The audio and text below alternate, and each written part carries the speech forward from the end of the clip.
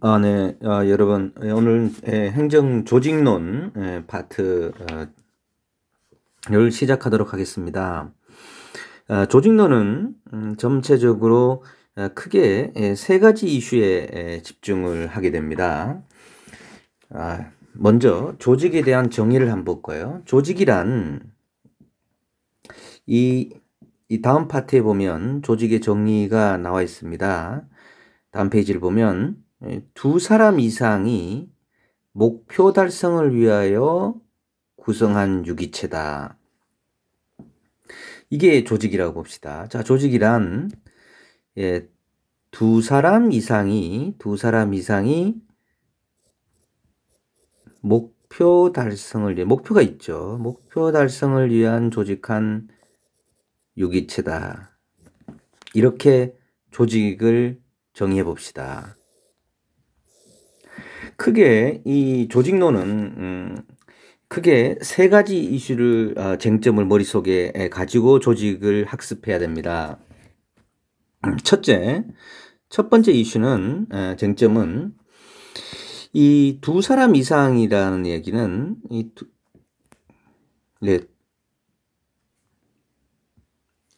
두 사람 이상이라는 이기 때문에 그 여러 명, 두 사람에도 여러 명이 조직 내에 존재한단 말이죠. 이렇게 있는데 그러면 여기에 있는 이 개인의 목표와 개인의 목표라든가 개인 또 어떤 한 명의 구성원으로서 자신의 목표가 존재할 것이란 말이죠. 조직 속에서 나는 뭘 하고 싶다. 그 목표야 이 조직 전체의 목표를 어떻게 조화시켜 나가느냐가 쟁점이겠죠. 여러분 모두는 다 조직 속에 있습니다. 그죠? 여러분 가정에서 보면 가정에서 나의 목표가 있고 우리 가족 전체의 목표가 있습니다. 그거를 대립적이지 않게 잘 조화시켜 나가는 게 중요하죠. 그래야지 우리 가정이 행복하고 나도 행복하고 모두가 행복할 거 아닙니까? 그죠? 그래서 이런 것들을 방금 제시한 이런 것들을 학습하는 것이 조직에서 조직 목표 그리고 조직인의 특성 동기부여 이런 것들을 하게 됩니다. 두 번째 쟁점은 이 조직이란 두 사람 이상이 상호작용을 하도록 만들어주도록 하는 이 조직이 죄송합니다. 제가 말이 약간 꼬였는데요. 두 번째 쟁점이 이 조직 구조에 대한 겁니다.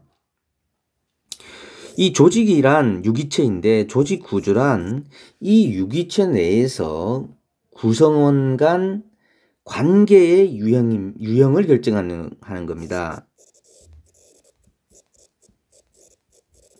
관계의 유형을 결정하는 게 이 구조이다. 이 구조를 어떻게 만들어주느냐가 쟁점이다. 무슨 말씀이냐 하면 자 A, B, C, D 이 네 사람이 수평적 관계에서는 서로 이렇게 대화를 할 수 있습니다. 그런데 갑자기 조직으로 이 D를 리더로 설정을 했습니다. 그러면 이렇게 관계가 형성이 되겠죠. 또는 D를 여기다가 놓고 이 장소에다가 E를 갖다 놨다. 그렇게 되면 직접적으로 C와 D가 주로 네트워크하다보단 A, B, C는 E와 네트워크를 하고 E가 D와 네트워크할 가능성이 더 많습니다. 그죠? 이게 중간 리더이기 때문에. 그래서 조직이란 구조란 구성원 간 관계를 어떤 식으로 만들어줄지를 형성하는 게 조직의 구조라는 겁니다. 예를 들어서 여러분들이 지금 이렇게 세 줄 앉아서 제 수업을 듣고 있습니다. 이렇게 세 줄, 한 줄, 두 줄, 세 줄 앉아 있다고. 여기에서 있는 강의하는 나와 이렇게 세 줄씩 12명이 각각의 네트워크를 할 수도 있습니다. 그러면 나는 12대 1로 네트워크를 하는 거죠. 어느 날 교수가 이게 너무 힘들다 그래서 맨 앞에 있는 학생이, 이 세 명의 학생이 이 줄의 리더로 만드는 겁니다. 그러면 여기에 있는 학생들은 리더와 네트워크를 하고 리더가 나와 네트워크를 하고 만드는 거죠. 이게 조직을 이렇게 형성하게, 이게 하나의 반, 하나의 반, 하나의 반 또는 하나의 팀과 팀이나 과가 되는 겁니다. 그래서 이러한 조직들은 결국 구성원 간 관계의 유형을 결정하는 겁니다. 어떠한 형태의 관계를 형성될지, 그래서 어떻게 구조를 짤지의 문제, 이게 조직 구조에서 학습하게 됩니다. 세 번째는 조직 관리입니다. 이러한 조직 관리란 위와 같은 유기체인 조직이 있고, 이 내부에 이러한 조직의 구조는 이들의 관계의 유형을 결정하고요. 이러한 관계 유형이 결정되고 이러한 유기체만 있다면 이들이 목표 달성을 위해서 갈 수 있도록 매니지먼트 하는 게 조직 관리다. 조직 관리란 주로 그래서 리더십, 갈등 관리, 이런 것들이 있겠죠. 조직은 크게 이 세 가지 핵심을 보면서 학습을 해나가는 게 중요합니다. 내가 이렇게 방금 설명한 요 내용들은 주관식 공부하는 학생들은 굉장히 깊이 있게 생각을 할 필요가 있습니다. 하지만 객관식 공부하는 학생들에게는 큰 도움이 안 될 수도 있겠죠. 자, 다음 여기 내용을 한번 살펴보면요.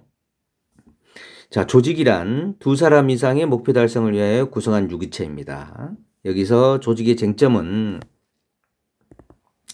첫 번째는 개인이라는 구성 요소와 조직 전체라는 집합체 간의 관계의 문제죠. 그래서 개인의 목표와 전체의 목표. 두 번째는 조직 구조를 어떻게 짜느냐의 문제. 세 번째는 조직 관리의 문제다라는 것이 나와 있습니다. 한번 읽어보시기 바랍니다. 자, 오늘은 첫 번째로 이 조직 구조 중에 조직 이론에 대한 부분을 보도록 하겠습니다. 이 조직 이론은 제가 이론이란 현상을 보는 안경과 같다가 그랬습니다. 그죠? 우리는 요런 잘 못 그렸는데, 자, 안경을 하나 가지고 있습니다. 여기에 어떤 조직이 있습니다. 이 조직을 어떠한 시각에서 바라보느냐에 따라서 이게 파란색 셀로판 종이를 칠하면 요 조직이 파랗게 보이겠죠. 빨간색 칠하면 빨갛게 보일 겁니다. 조직이. 그래서 어떠한 셀로판 종이를 가지고 이 조직을 바라보느냐에 따라 시대에 따라 좀 달랐다는 거죠. 그죠? 예를 들어서 여러분들이 지금 북한을 보라 그러면 여러분 딱 어떤 여기에 저기가 정말 독재인냐 아니냐 이런 걸로 여러분들 조직을 볼 겁니다. 그죠? 또는 여기 구글이나 애플을 보라, 조직을 보라 그러면 여러분 과연 여기가 어느 정도로 유연성을 가지고 있느냐 이런 걸 볼 겁니다. 그러듯이 시대에 따라 또는 어떤 목적에 따라 조직을 바라보는 시각이 되게 달랐다는 거죠. 대체로 이런 시대의 변천에 따라 바라보게 돼서 지금 현재 조직 이론은 고전적 조직 이론, 신고전적 조직 이론, 현대적 조직 이론으로 세 가지로 주로 분리해서 봅니다. 고전적 조직 이론의 특징은 어떤 것이고 신고전적 조직 이론의 특징은 현대적 조직 이론의 어떤 건지 특징을 보는 거는요. 이 특징을 보는 결론은 하나의 표로 정리되어 있습니다. 그 정리된 표는 여러분 책 188쪽 이 행정 조직론 마지막 쪽이죠. 조직 이론 간의 비교가 되어 있습니다. 우리는 조직의 가치관, 조직 구조관, 조직 인간관, 조직 환경관, 조직의 연구 방법, 이 5개를 기준으로 고전적 조직이론, 신고전적 조직이론, 현대적 조직이론을 살펴보면 됩니다. 물론 이걸로만 봐서는 안 되고요. 이 안에 다시 여러 가지 조직 이론들이 있으니까 그 개별적으로 또 이해를 할 필요가 있겠죠. 자, 이런 시각에서 먼저 고전적 조직이론을 보겠습니다. 이 고전적 조직이론은 대표적인 게 여러분들이 알고 있는 테일러의 과학적 관리론, 뭐 귤릭과 의궤 행정관리론, 베버의 관료제론 등을 들 수가 있겠죠. 여기서는 주로 이 주로 가치 기준은 능률성입니다. 공식적 구조를 중시하고요. 사람을 합리적 경제인간, 다시 말해서 돈을 좋아하는 사람으로 보고요. 조직은 폐쇄 조직으로 간주하는 겁니다. 자, 과학적 관리론. 과학적 관리론 여러분 테일러의 과학적 관리론 잘 알다시피 노동자와 작업 시간과 동작에 대한 연구를 하죠. 시간 연구, 동작 연구를 통해서 오른쪽으로 한번 움직이면 어떻게 되고 왼쪽으로 한번 움직이면 어느 정도 시간이 걸리니까 이 물건을 어느 위치에다 놓으면 좋겠다 해서 시간 연구, 동작 연구를 통해서 보다 일의 능률성을 높이려고 하는 게 과학적 관리법입니다. 그죠? 이 방법은 주로 기능식 이 직공장, 예를 들어서 여러분 어떤 걸 만드는 공장, 우리 뭐 자동차를 조립한다든지 그런 공장에 적합한 조직 이론이라고 볼 수가 있겠습니다. 그 다음에 신고전적 조직 이론, 뭐 알니까 첫 번째 건 쉽게 나오는 신고전적 조직 이론은 이 고전적 조직 이론의 연구에 대한 비판입니다. 고전적 조직 이론이 어떤 게 문제가 있었습니까? 여기서는 주로 기계적 인간관을 기계적 조직관과 합리적 경제인이라는 것만 봤었다는 거죠. 그렇게 인간은 부품처럼 돌아가지 않고요. 인간은 사회적 인간이 뿐만 아니라 환경과도 인간관계론과 환경과도 유한된다. 이런 입장을 바라보는 게 인간관계론이에요. 그래서 주로 사회적 능률, 기계적 능률을 했던 고전적 이론과 다르게 그리고 비공식적 조직도 중요시하고요. 사회적 인간관, 환경에 대한 소극적 관심. 이전에는 환경에 대한 전혀 관심이 없었다면 적극적이지 않지만 환경에 대한 어느 정도 관심을 가진다.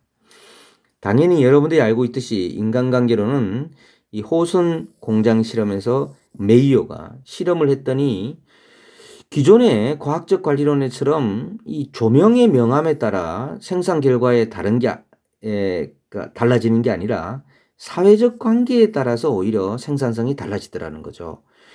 만약에 과학적 관리론에 따라 한다면은 조명에 따라 달라져야 되는데 그렇지 않고 사회적 관계에 따라 생산성이 달라지더라는 겁니다.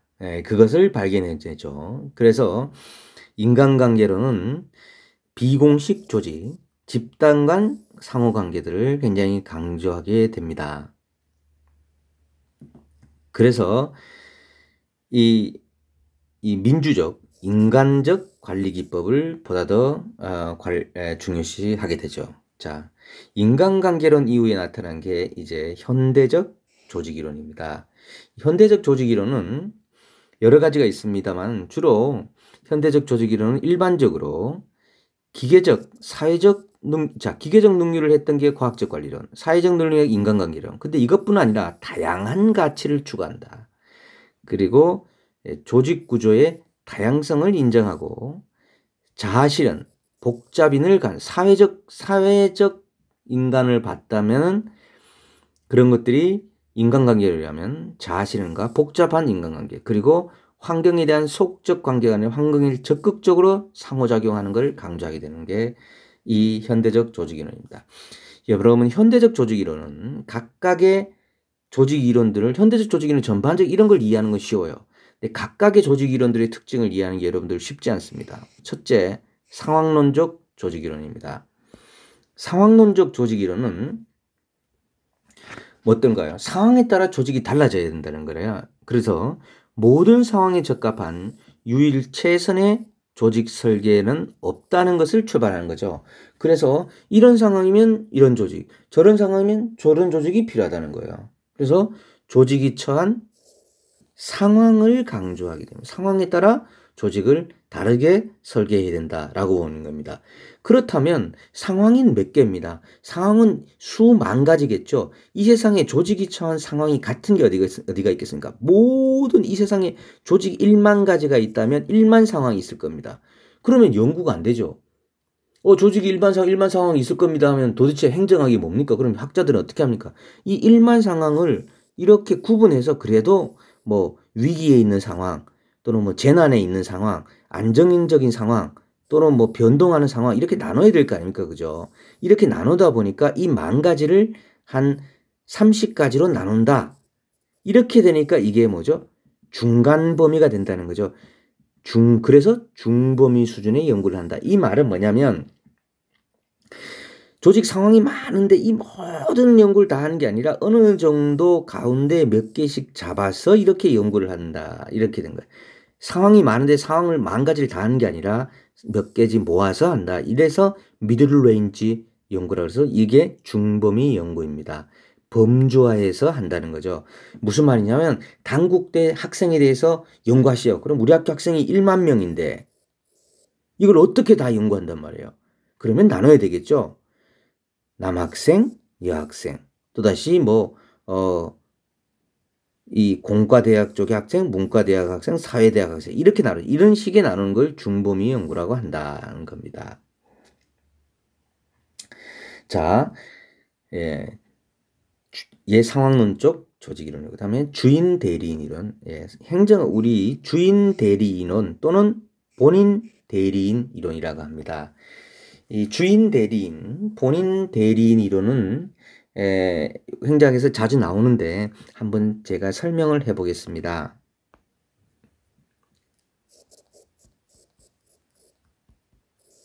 주인이 있고요. 본인이 있고 대리인이 있습니다. 제가 자주 설명하는 게 있죠. 자, 우리 수업 듣는 이 한우리가 어느 날 이 100억짜리 복권에 당첨이 됐어요. 로또에. 그래서 이제 본인이 사업 자금을 마련하고 교수님한테 10억을 주고 교수님, 제가 교수님을 존경하니 교수님께서 이걸로 행정학과 장학금을 사용하세요. 그랬어요. 그래서 내가 장학금을 하면서 한울 장학재단을 만들었습니다. 가정합시다. 진짜 그런 게 아니고 가정하자고요. 그럼 얼마나 좋겠습니까? 만들었어요. 그랬는데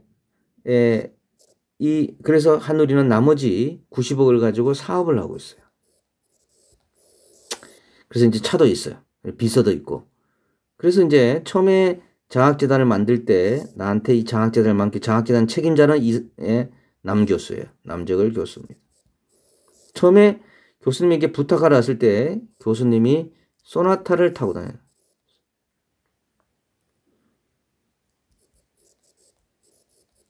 소나타 차를 타고 둘이 한우리랑 밥을 먹으러 갔어요.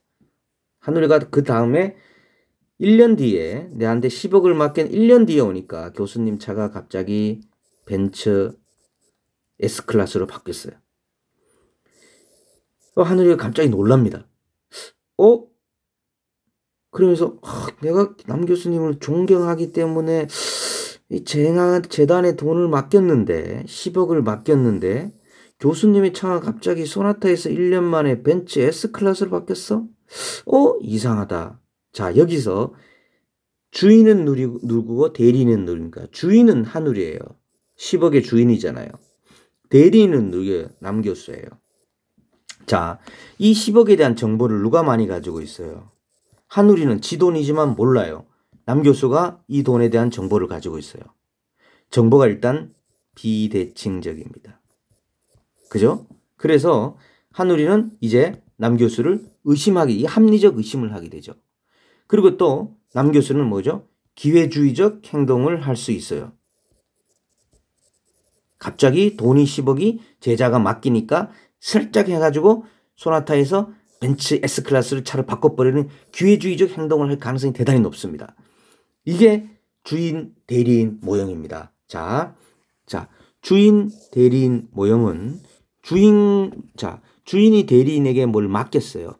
그러니까 일단 첫째, 정보가 뭐죠? 비대칭적이에요. 돈은 대리인이 가지고 있죠.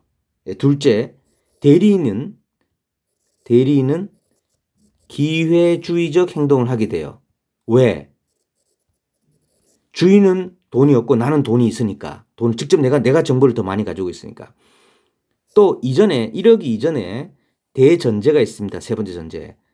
주인, 대리인 모두 뭐죠? 경제인이라는 거죠. 돈을 좋아하는 사람이라는 거죠. 자, 남 교수가 돈을 전혀 싫어하는 사람이다. 이래버리면 이 논리가 진짜 성립이 안 돼요. 남재열 교수는 어떻게든 돈을 벌려는 인간이야 라는 전제를 깔아야 이 얘기가 되잖아요. 그죠? 모두가 합리적 경제인이라는 거죠. 이게 주인, 대리인 모형입니다. 조직을 이 주인, 대리인 모형으로 설명하는 겁니다. 조직을. 이해하시겠죠? 자, 이제 책으로 돌아가 봅시다. 자, 주인, 대리인은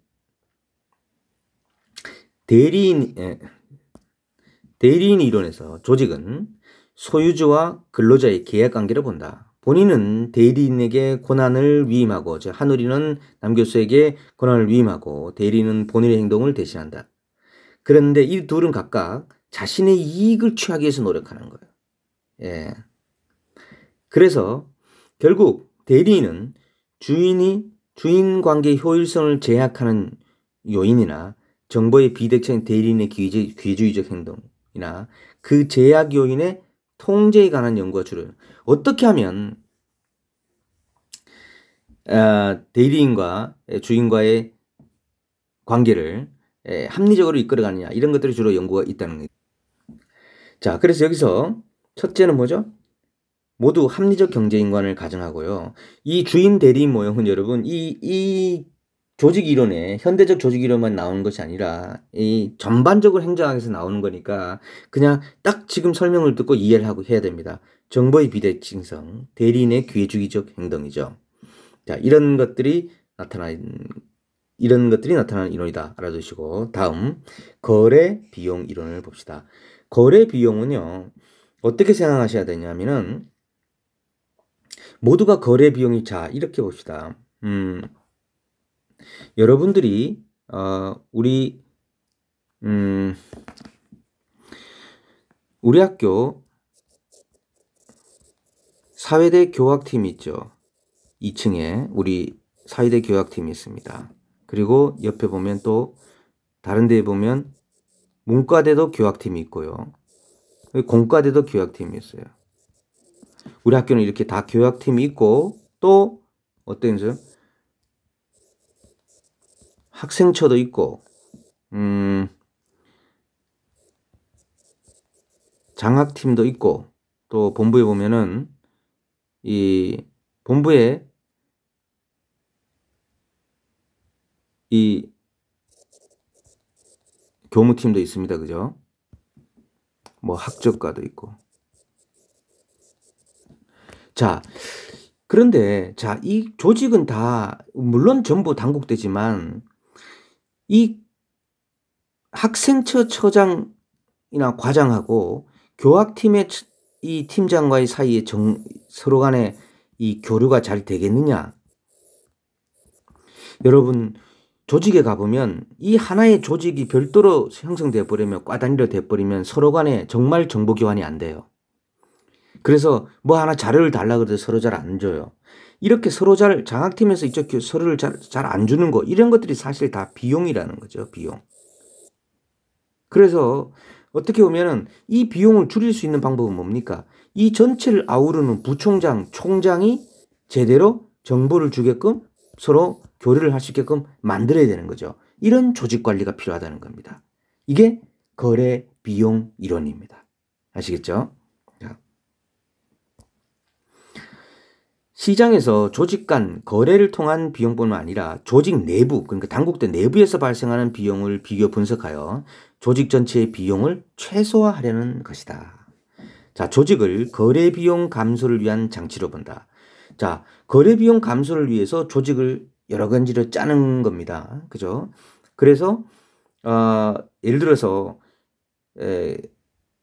사회과학대학 내에서도 그러니까 행정학과 정형외과의 사이 정보가 안 주고 거래 비용이 많으니까 사회과학 교학팀에서 정보를 가지고 있으면 서로 다 그쪽으로 모이게 되겠죠. 이런 거라는 거죠. 윌리엄스는 거래 비용이 발생한 이유로 거래의 불확실성, 제한된 합리성, 거래 상대방의 귀의주의적 행태, 거래 대상 뭐 이런 것들을 얘기했다. 자, 거래 비용은 조직이 활동하는 데 필요한 모든 비용을 말하는 겁니다. 모든 비용, 정보 수집, 협상 비용 이런 것들을 얘기한다. 조직 목표는 거래 비용과 외부 거래 비용과 내부 관리 비용을 최소화하는 것이다. 이런 이론이 거래 비용 이론이다. 그 다음 조직군 생태론. 여러분 조직군 생태론에 공부하실 때 핵심적인 언어는 뭐냐면 요 군이에요. 군.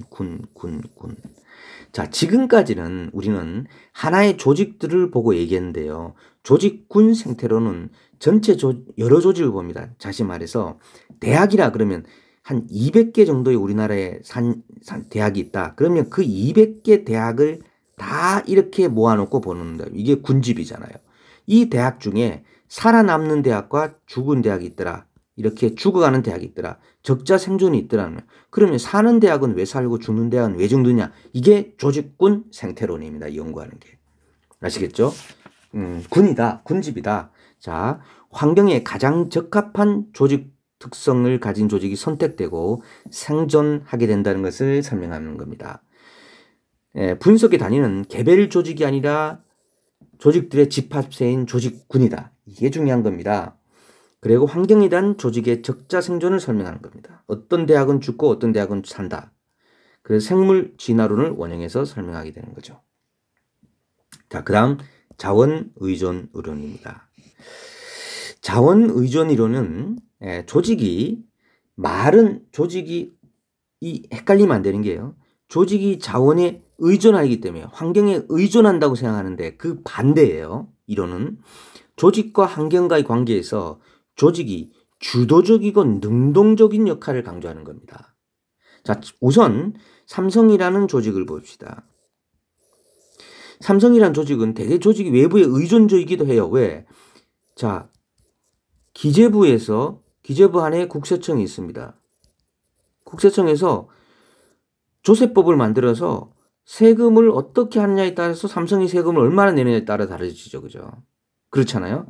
그래서 이 삼성이 세금을 예컨대 법인세가 지금 당기 수익의 25%를 내는데 50% 내게 만들어버렸다. 뭐 이렇게 할 수도 있거든요. 여기 되게 의존적이에요. 그런데 삼성이 주도할 수 있다는 거예요. 삼성이 환경을 능동적이고 주도할 수 있다는 거예요. 어떻게? 삼성이 전직 기재부 장관, 전직 국세청장을 끌어들이는 겁니다. 삼성의 임원으로. 기재부를 나오거나 국세청을 나오면 그냥 삼성으로 끌어들이는 겁니다. 물론 지금은 부패 일종의 김영란법이죠. 부패 방지법 때문에 할 수가 없지만 어쨌든 한다고 합시다. 한다고 하면 이렇게 조직 내부로 끌어들일 뿐는 환경을. 그래서 능동적으로 주도해버리는 겁니다. 이게 자원 의존 이론이다. 조직은 자원 획득을 위하여 환경에 의존적이다. 의존적이야. 그러나 조직은 환경에 의존적과 아니라 전략적으로 통제하는 거예요. 조직은 능동적으로 환경에 영향을 미치게 되는 거죠. 이런 삼성의 행동처럼 자원 의존 이론은 이렇게 삼성이 외부의 자원을 끌어들여서 할 수 있는 방법. 이런 식으로 생각하시면 될 것 같습니다. 이론의 비교가 진짜 중요하죠. 이제 다 배웠는데 이걸 비교할 줄 알아야 돼요. 자, 가치관. 고전적 조직 이론은 그죠? 기계적 능률. 신고전적 조직 이론은 사회적 욕구나 비공시적 관계, 사회적 능률을 강조했죠. 현대적 조직 이론은 기계적 능률, 사회적 능률과 합쳐 이런 다양한 가치를 강조했다. 두 번째, 구조관. 고전적 조직 이론은 계층, 통합, 조정 이런 것이 공식적 조직을 강조했고요. 신고전적 조직은 비공식적 구조를 중요시했다면 현대적 조직 이론은 공식, 비공식, 임시 이렇게 다양한 형태의 조직 구조를 강조했다. 인간을 보는 눈은 어떠냐? 고전적 조직론은 인간은 합리적이고 돈을 좋아하는 인간이다. 반면에 신고전적 조직론은 사회적이고 감정적인 존재다. 현대적 조직이론은 다양하다. 자아실현, 복잡인 등이 등장한다. 다음에 환경관은 고전적 조직이론은 폐쇄, 신고전적 조직이론은 소극적 조금 열리는 거죠. 환경에 영향을 받는 거죠. 현대적 조직에는 적극적인 환경관을 강조하게 된다. 그죠? 이런 걸 강조했죠. 여기서 한 가지 빠진 게 하나 있는데, 현대적 조직이론에서 한 가지 더 넣으면, 현대적 조직이론 한 가지, 후기 인간관계론을 하나 넣읍시다. 여기 요 무렵에 후기 인간관계론. 후기 인간관계론은 자아실현, 기존의 인간관을 발등해서 자아실현 인간관과 조직과 조직 목표와 개인 목표를 통합하고 참여 민주주의를 강조합니다. 이런 후기 인간관계론을 좀 더 발전시킨, 현대적으로 발전시켰다. 이렇게 보시면 되겠습니다. 자, 여러분 수고하셨습니다.